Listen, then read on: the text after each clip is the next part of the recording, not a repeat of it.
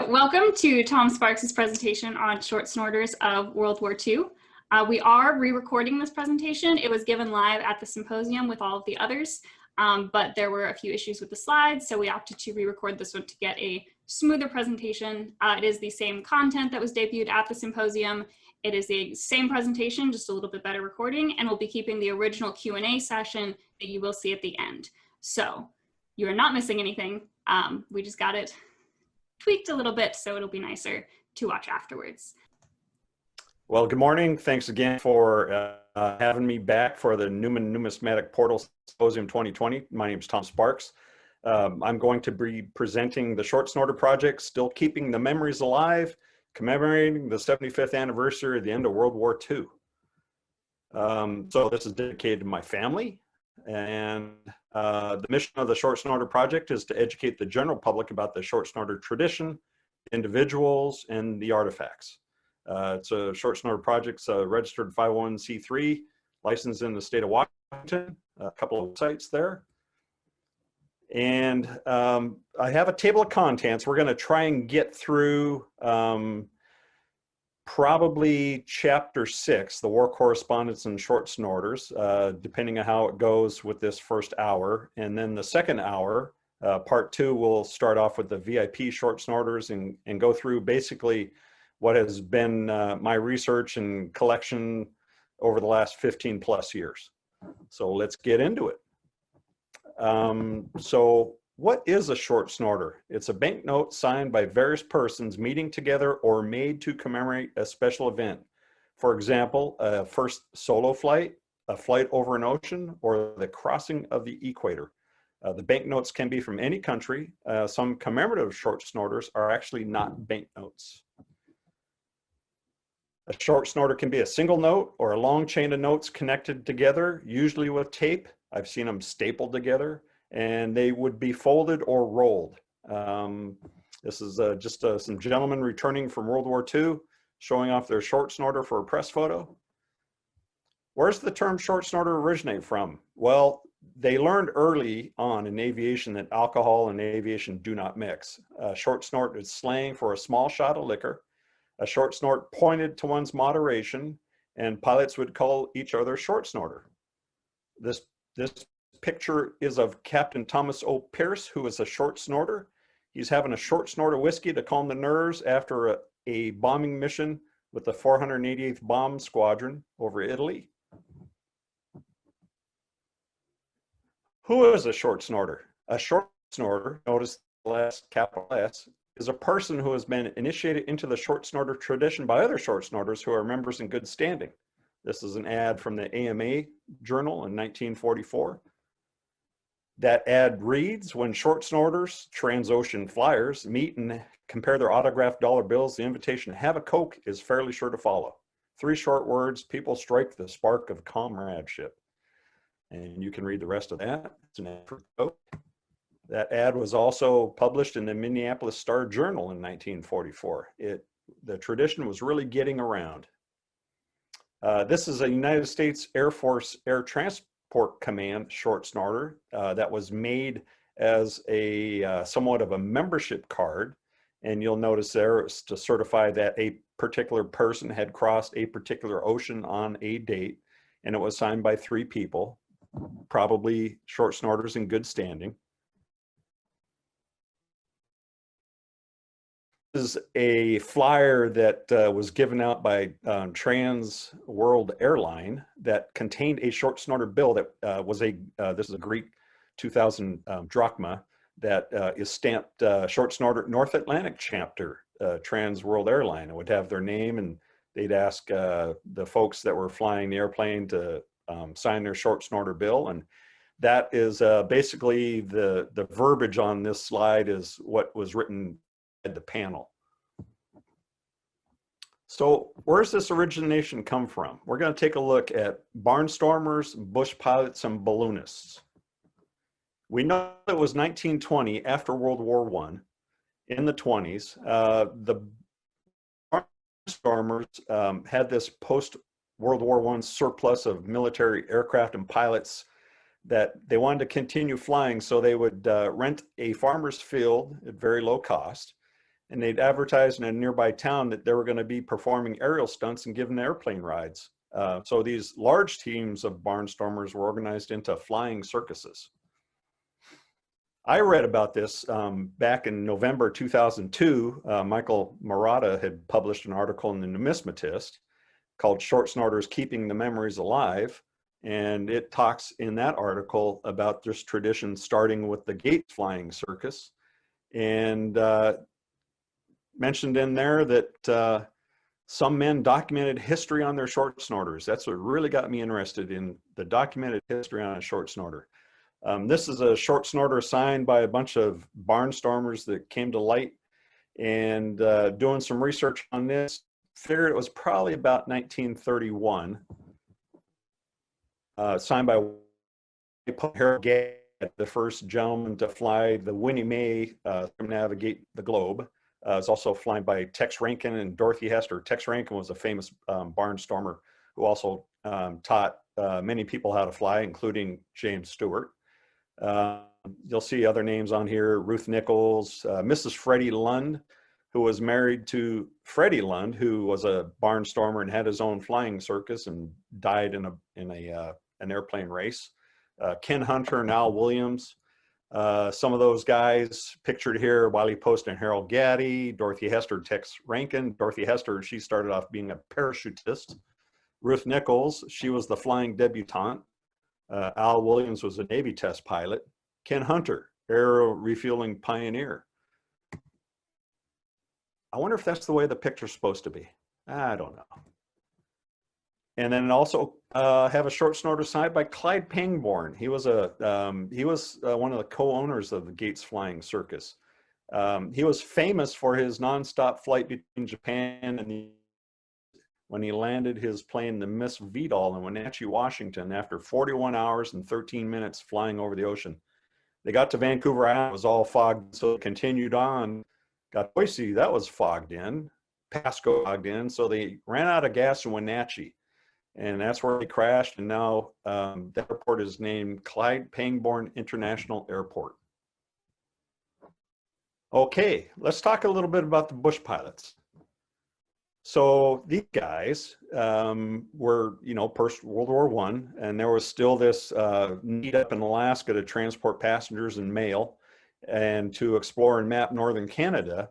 They operated in the bush, which is where the name came from, which was remote and inhospitable. There was few landing strips or prepared one-ways. They supplied gold miners who usually operated near water, and they would fly medical supplies up into the northern territories for the native Alaskans.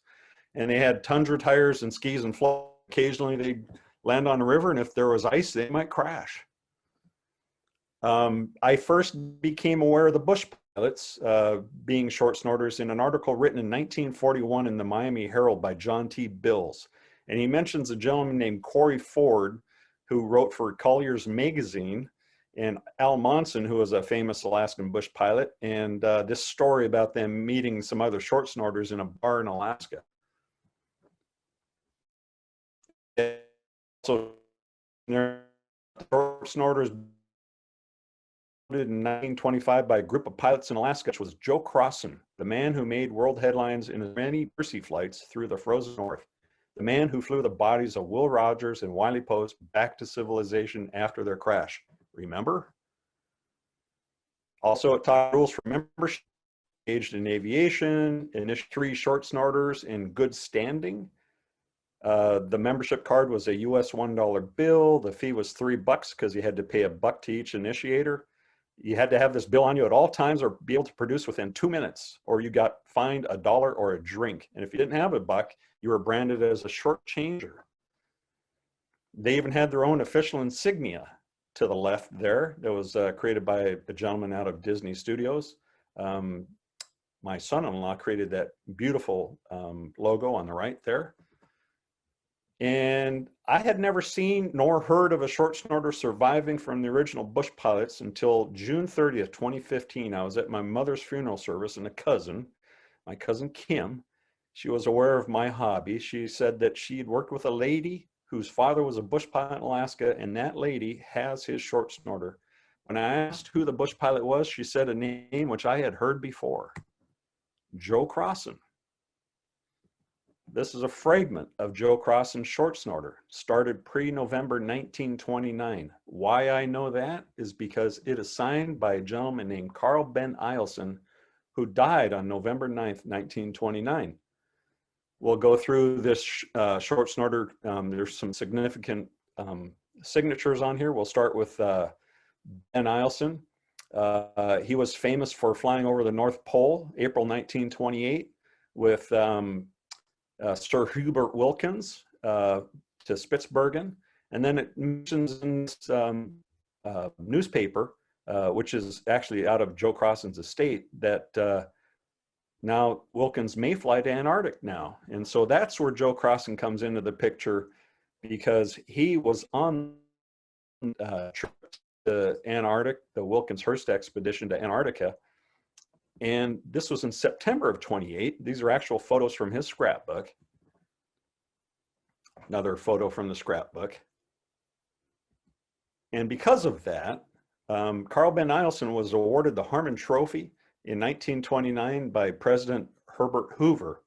And this is a photo that is from Joe Crossan's estate, an actual White House photograph autographed by President Herbert Hoover shaking hands with Ben Eielson at the Harmon Trophy ceremony. So Ben Eielson's riding high, 1929. The Nanook was stranded in Russian Siberian ice with $1 million worth of furs, which in 1929, that's a lot of money. And the Fairbanks Airplane Company was contracted for $50,000 to salvage the cargo and passengers in November 1929. That's a picture of Joe Crossan. Ben Eielson and his mechanic Earl Borland crashed in the Arctic on November 9th. Joe Crossan led this massive 3-month search, and Joe Crossan actually found the wreck of Ben Eielson's Hamilton metal plane on January 25th, 1930. This is tough work up in the Siberian Arctic in the winter of 1929 in these types of airplanes. So the Russians labored for 24 days to find the bodies of Eielson and Borland. They had to thaw the bodies out, lay them straight, and drape them with American flags for the journey home. And this was not the first loss of Joe Crossan of personal friends to the perils of aviation. Some other signatures on his short snorter: Earl Borland, Hugh Brister, Harold Gray, May Post, the wife of Wiley Post, H.H. Hap Arnold. We'll come across him later in this presentation. General of the Army Air Corps. He was the 5-star general that basically ran the Air Force in World War II.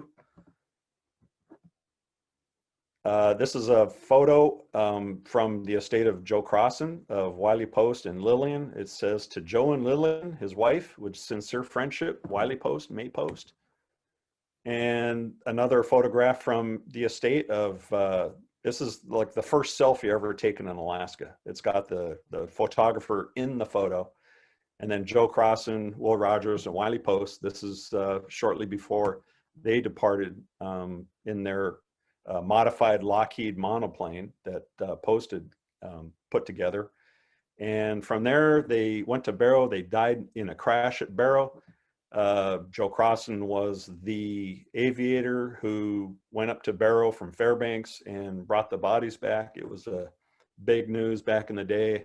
Will Rogers was the highest paid actor in Hollywood at the time. Some other autographs on the Crossan Snorter: Harold Gillum, S.E. Robbins.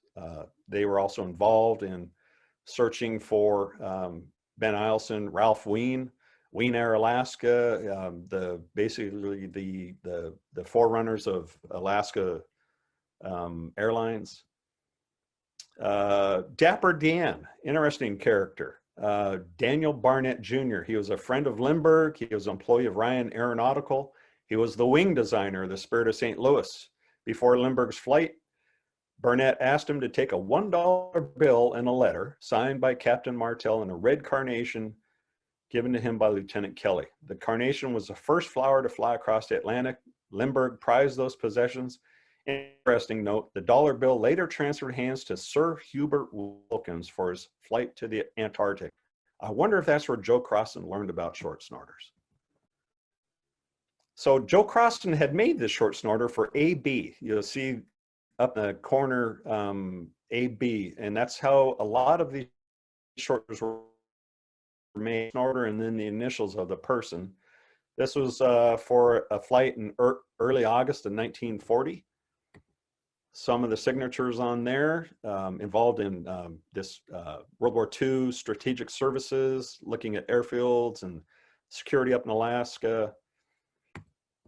I'll just go back to this real quick. This short snorter came into my possession through a gentleman at a coin show. A young man had gone to a dealer, said, "Hey, I got this short snorter. Want someone to take a look at it?" And the dealer called me. I was at the show and came over and looked at it and says, "Ah, signed by Joe Crossan. First time I ever seen one of those." And he said he'd got it in change at a bank in Edmonds, Washington. And after several years of give and take and offers and negotiations, I ended up trading a short snorter signed by Frank Sinatra for this short snorter. Another one of the artifacts out of the estate is this photo of H.H. Arnold that's personalized to Joe and Lillian with kindest regards and best wishes. At the time, Arnold was only a 2-star general, not a 5-star general.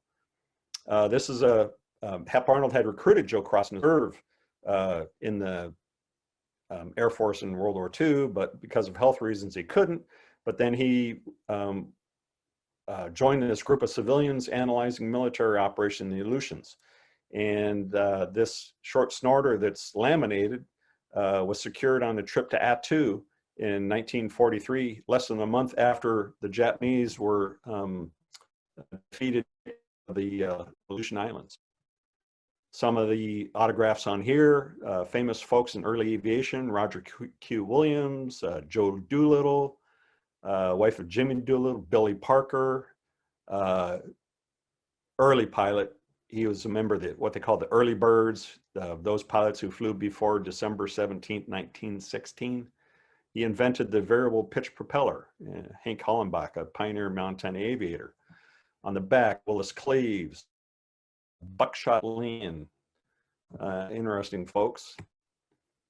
If you ever get a chance, this book, The Mercy Pilot, is a fascinating book about Joe Crossan, his relationships with Ben Eielson, Will Rogers, Wiley Coast, his sister Marvell, who died in the very first women's national air race, which was also called the Powder Puff Derby by Will Rogers.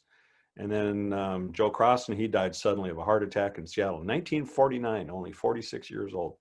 The good thing was his wife never threw anything away. So let's touch a little bit on the balloonists. The third area that's never really been written about as far as originating short snorters, but balloons have been around a lot longer than fixed wings. The French used them in the 1790s in battle. The US used them during the Civil War. Here's a picture of the Intrepid being inflated. You could spot troops 7 miles away at an altitude of 1,000 feet. In World War I, there was 102 balloon companies in the US Army in 1918. 36 of those were overseas. The first fatality was actually in a balloon. A gentleman was shot down and his parachute caught fire and he perished. And that was the first fatality of the US in World War I. So this is a balloonist short snorter that I picked up off of eBay many years ago. I didn't know it at the time. I had seen a large size, but I'd never seen a large size that said short snorter on it. So I got to doing a little investigating. I found this signature of Captain Edgar P. Sorensen. Also Herb Maxson and W.T. Van Orman and a few other folks that I have yet to figure out who they are, what their relationship is to balloonists. But Edgar P. Sorensen got into the U.S. Army Balloon School, a picture of him in Arcadia, California in 1921. Some other folks, 1926, we see a picture that includes W.T. Van Orman and Herb Maxson at the International Balloon Race. Maxson was with Botner, and they had an incident. Their balloon was icing up, so they started throwing off the ballast, which is those white bags of sand, to try to keep it afloat. They hit the ground, Maxon falls out, the balloon rises rapidly, it pops, Botner bails out, and he survives with the use of a parachute. So he was eligible to become a member of the Caterpillar Club. There was an actual pin. A lot of World War II guys have these pins from bailing out of a doomed airship, a disabled aircraft. It could be a balloon, it could be a fixed wing aircraft. Their motto, life depends on a silken thread. So let's talk a little bit about the expansion, the explosion of the short snorter tradition.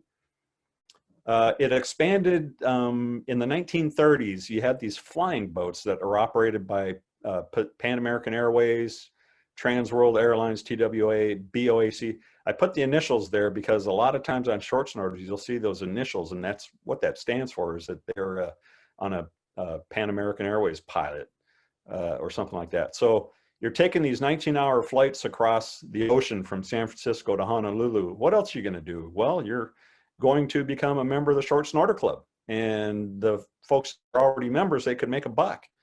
They also developed these various chapters. This is an example of a short snorter that was made in the 30s. It's quite rare.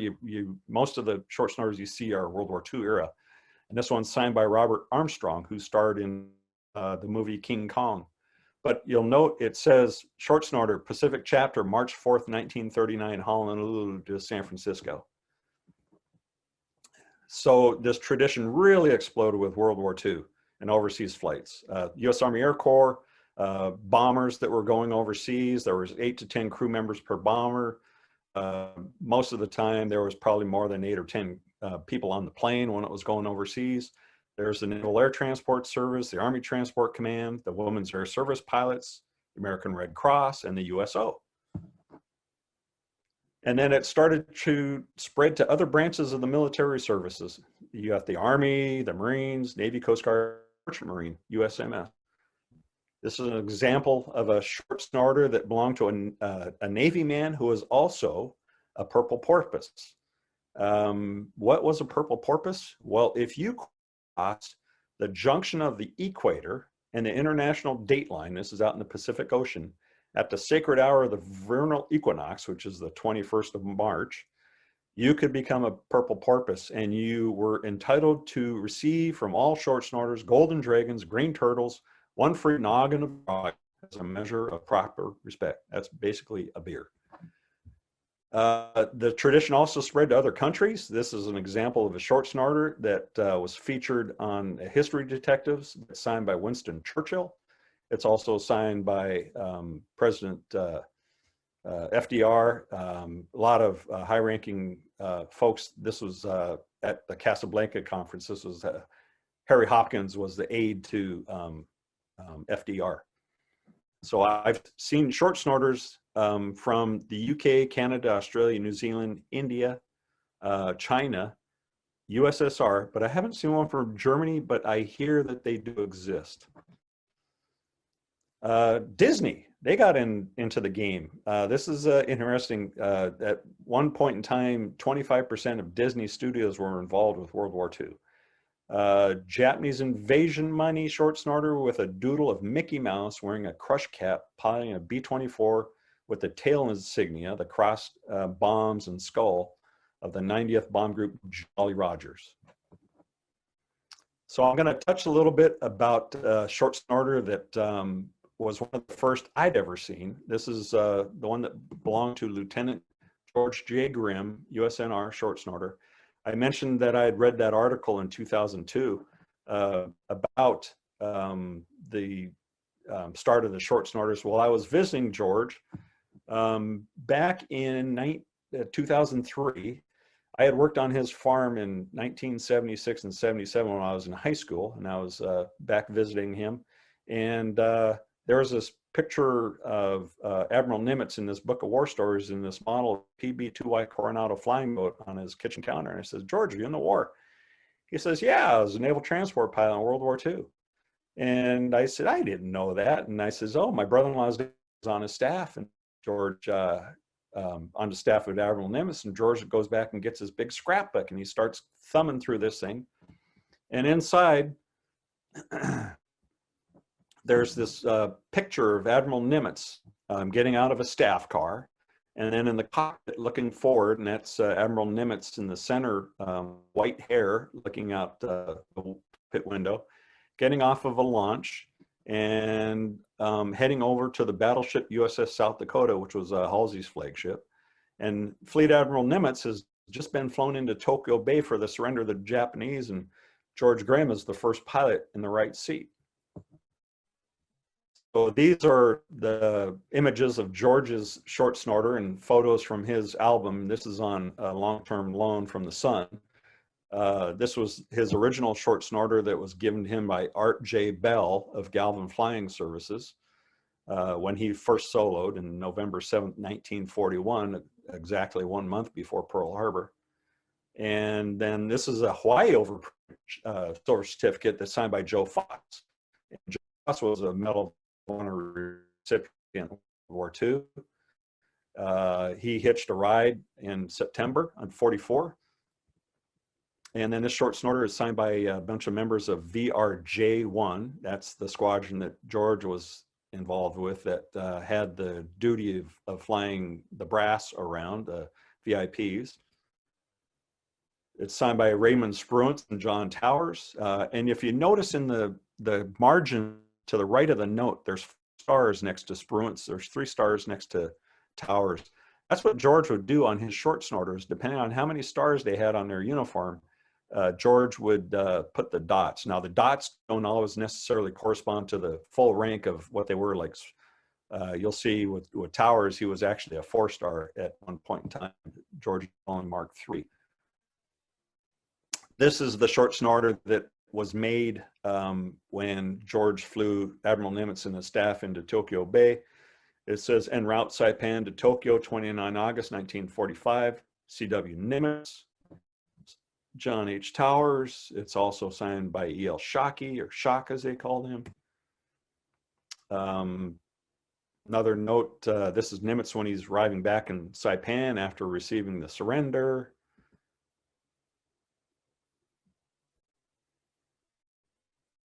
Some other short snorters.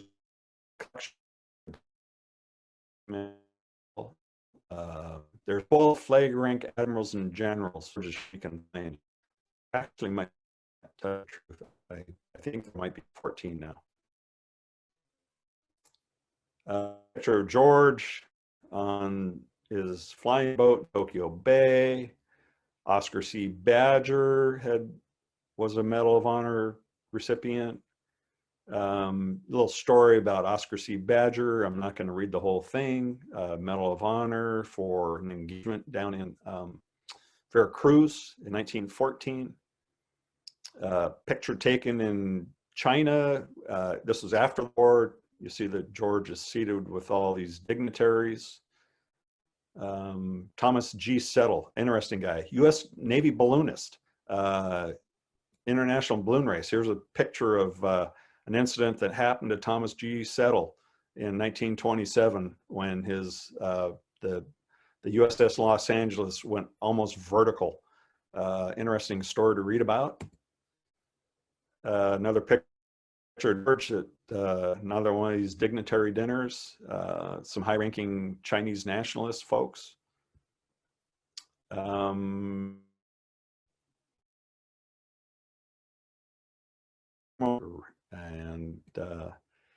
then this is after the war. George went back to being a dairy farmer, and yeah, the Grimm Farm, Arlington. They were one of the founders of Dairy Gold. And then in the early '60s, he took his wife and his 2 boys down to Disneyland, and they stopped to visit the Admiral. And it was just a really interesting story. He told me about this whole event, just how special it was. And that was written up in the paper. And it mentions in here about this photo that he'd signed for George. And this is the photo with the inscription that he personalized for George. I thought that was really neat. This is just, you know, one of those things that George always treasured. An interesting thing George had mentioned about having all these planes flying over right before the surrender. And I found that there was 450 carrier planes from the 3rd Fleet. And after that, there was a squadron of B-29s that flew over. And I found this short snorter last year. It came into my possession, and it's signed by a local man named Boyd Agner, who was a VC-70 Scorpions, and they were involved in this flyover. Another short snorter that I have since actually given to a friend of mine whose son is a chief petty officer in the Navy, and this was in Tokyo Bay in September 3rd, 1945. On the USS Gantner. And interesting to note, in the upper left corner, it says UDT-24. Those were the precursors of the Navy SEALs, the underwater demolition team. So another short snorter I'm going to talk about is the one that belonged to Captain George E. Richards, U.S. Army Air Corps. He was a P-38 pilot. He was awarded the Distinguished Flying Cross and an Air Medal with 7 oak leaf clusters and a Purple Heart. And he was a short snorter. And short snorter was actually presented to me. Someone had found my website and had contacted me and said they had this short snorter that belonged to his great uncle, who he'd never met. And had been sitting in the trunk for about 30 years. And so I said, well, yeah, I'd like to take a look at it. Well, they sent me all this stuff, all this documentation. They said, well, you know, it should be in a museum. I actually have this on loan. There's a young boy, he's, I believe, about 7 years old now, who's this, he's named after George C. Richards.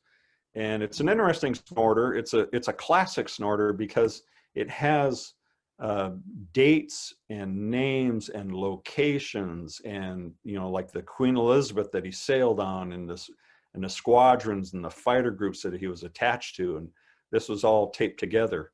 And it was even signed by Bob Hope, and it talks about missions, and some of the missions, you know, ferrying a P-38 from Port Reef, England, to Casablanca, which that's, you know, one of the venues that the USO performed at was in Casablanca. And this one mission that he escorted Field Marshal Smuts. I'd never heard of the gentleman. Well, he's probably the second smartest person to ever go through University of Cambridge in the UK. Interesting story behind him.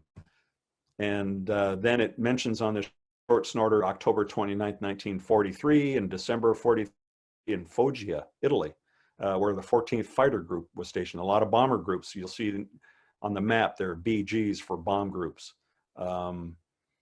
And there was this letter, and it was dated January 1st, 1944, somewhere in Italy, dear Mom and Dad.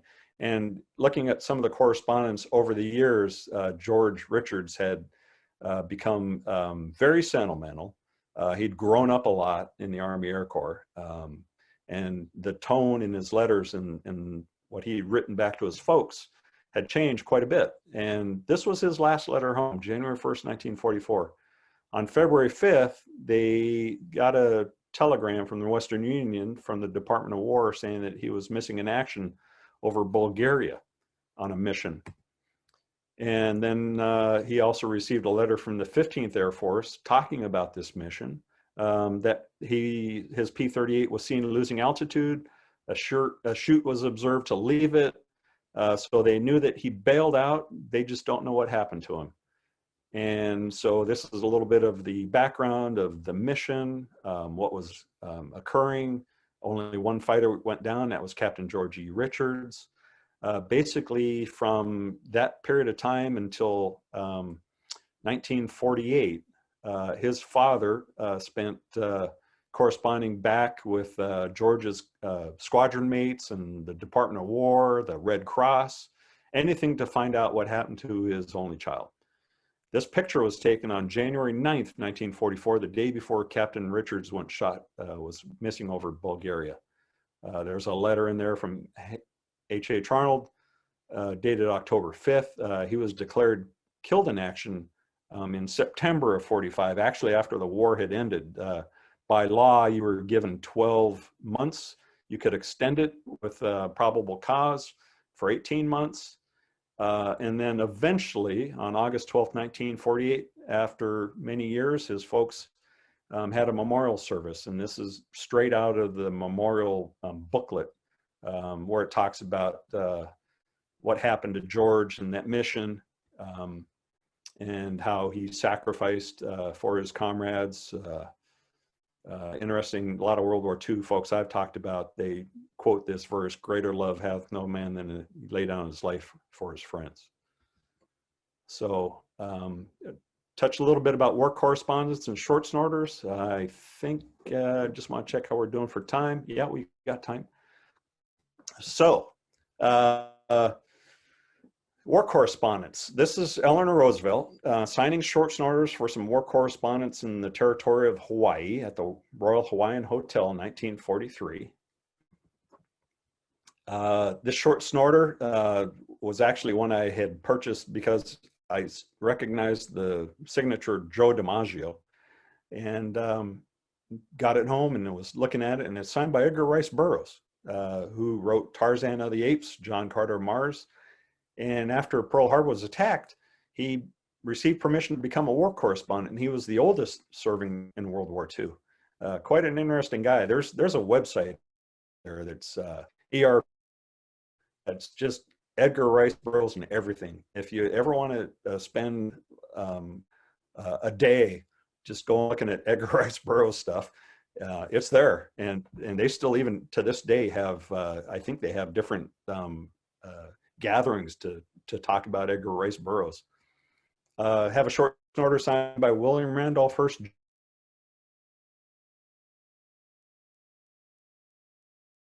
Jr. Sold by his father, who was editor, the famed Hearst newspapers. Stopped reporting on bombing missions until he flown one. So he flew a mission. This is a press photo that says who was the first war correspondent to participate in an airplane attack upon the Nazi robot flying bombs in midair. Interesting story about that. This is a short snorter that is actually on loan from Michael O'Connell, and it's signed by Ernest Hemingway. It's on a French 10 francs note. Ernest Hemingway has an interesting story behind him. I never knew that he was a war correspondent in World War II. You know, I'd always read the book Farewell to Arms and For Whom the Bell Tolls. But he observed the D-Day landings from offshore. He wasn't allowed to go onshore. But soon thereafter, he was attached to the 22nd Infantry Regiment and supposedly became this de facto leader of some partisans in Rambouillet. And he faced court-martial because he was bearing arms and supposedly shooting Germans, and he talked his way out of it. Interesting thing about this short snorter, after it was sent over, and I was examining, I found on the back, it's signed by Glenn Miller. And he's definitely my favorite American big band musician.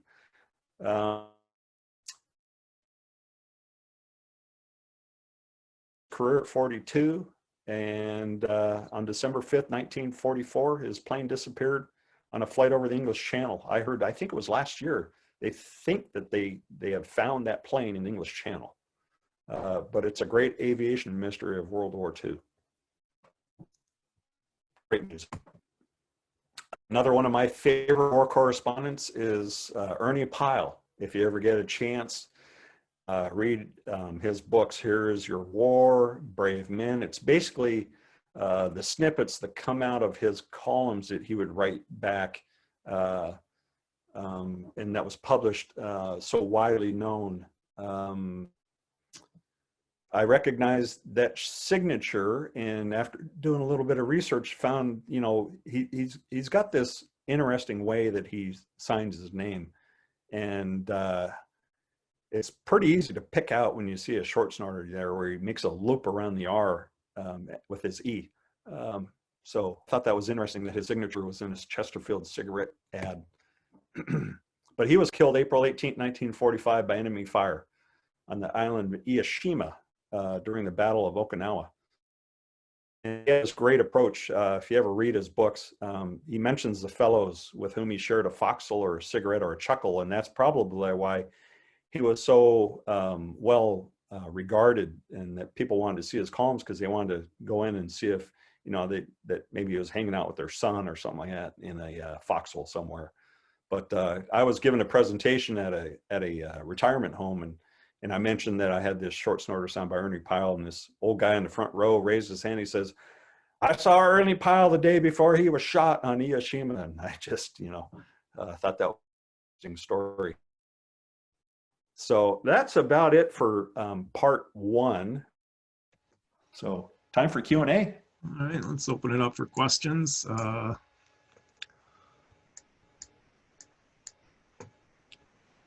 Were you able to recover any of the notes stolen after the Portland ANA a few years ago? Not yet. Yeah, there was 5 panels. I used to do these exhibits on piece of plywood that was covered with some fabric, and coming back from the ANA convention, I had someone had created a crime of opportunity and taken 5 of the 10 panels out of my trunk. They had cloned my key fob. When I got out of the car, I saw these shady looking guys and cloned my key fob. So they're still out there. I haven't given up hope that someday they'll turn up.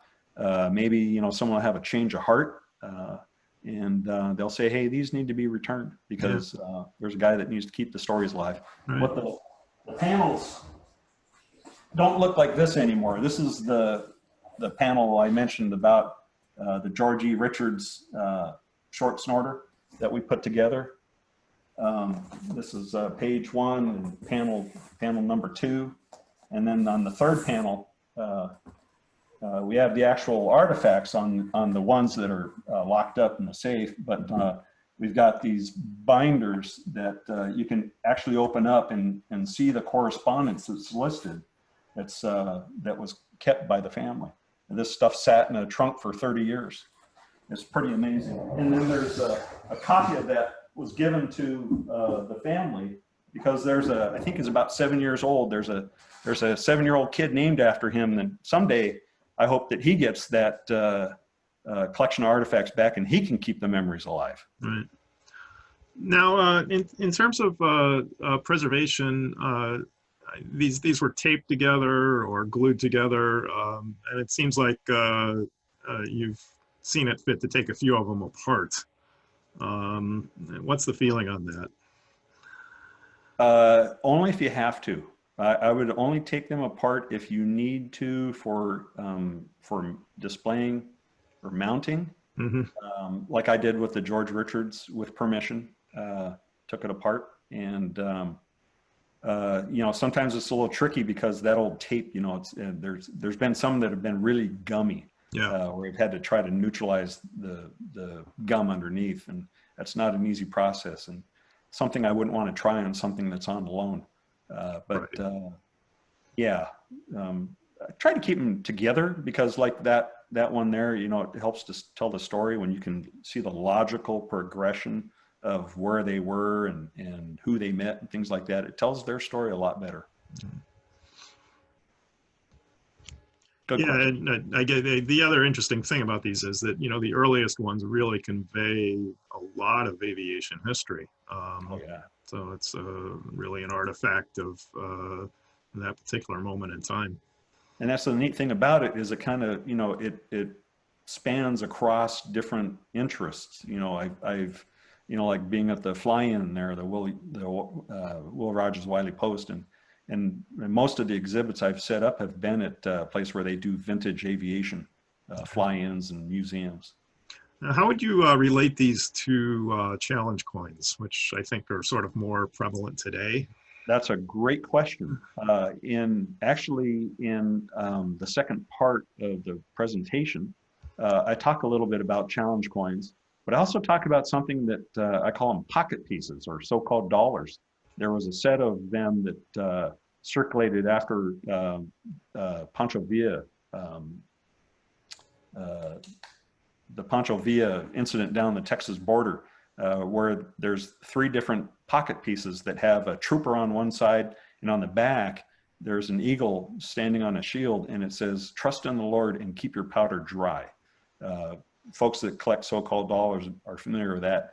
They all had a common reverse. but it was something that they would carry around that would help remind them of, you know, the guys that they had this intense comradeship with, and you know, what they experienced together. And it's kind of like the challenge coins of today. You know, it's something that usually a leader will give those out, and it's for morale. It's for guys, you know, where they can carry your challenge coin around and get it out when you're challenged. And if you don't have it, you got to buy the drink, kind of like a short snorter. Mm-hmm. So. And are the current folks in the military still doing short snorters? I've only seen less than a handful of folks. That one short snorter I showed the picture of, Thomas O. Pierce holding the bottle of whiskey. I was in a office building in Seattle, and I was wearing a hat that says the Short Snorter Project, and the elevator opened up and the guy says, "You got your short snorter with you?" And I said, "No, do you have yours?" He says, "Well, it's at home along with my my father-in-law's from World War II." And we got together, and he had received one when he soloed. He was a naval aviator. And we got together, and he had his dad's short snorter. And I said, "Well, do you have any more of the story, like pictures or anything?" I says, "Oh, I got a box full. If you go to that link on the presentation, Thomas Pierce was into taking photos of nose art. And so I went through this shoebox of nose art photos and the mission photos and posted all that up on the internet. But I've seen very few short snorters, guys that carry them around. Now, I do. I've got one with about 20 notes, and anytime I go overseas on business or anything like that, or some kind of an event, I'll take it with me. Yeah. Just, you know, it's kind of fun to get it out and show people. Yeah. I have another question. How many serious short snorter collectors are there? It's hard to tell. I know of at least 3. No, I take that back. I know of 4 that are serious, real serious, where I wouldn't want to bid against them on eBay. Mm-hmm. Is that where a lot of the activity is for these on eBay? Yeah, there was a Facebook group that was started by a friend of mine here about a month or 2 ago. Actually, the Short Snorter Project research group, or no, I'm sorry, Short Snorter research page on Facebook, and there's a lot of discussion in there, and places where you can actually get some pretty good tools for researching names and signatures, kind of like using Fold3 or the Library of Congress, and to, you know, look up who people were that participate in that. But another serious collector that I know of, I think he's still around, is a guy named Paul McIlvaine, and I've put up a lot of his collection through the Short Snorter Project website. And a couple other comments here. Joe Bowling says he's pleased to see this research continue. Hi, Joe. And Dave Gladfelter remarks that this would make a great book. You know, it's funny you say that. I've had a lot of folks that have pushed me over the last year or 2 about writing a book, and this presentation, I'm considering it the foundation of a book. So thanks for asking.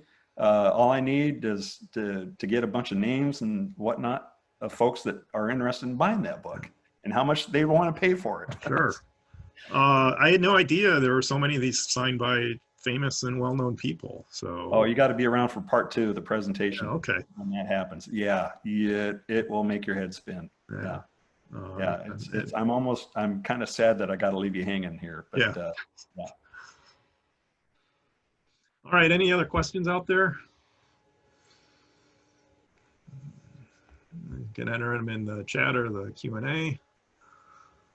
I think that's probably it.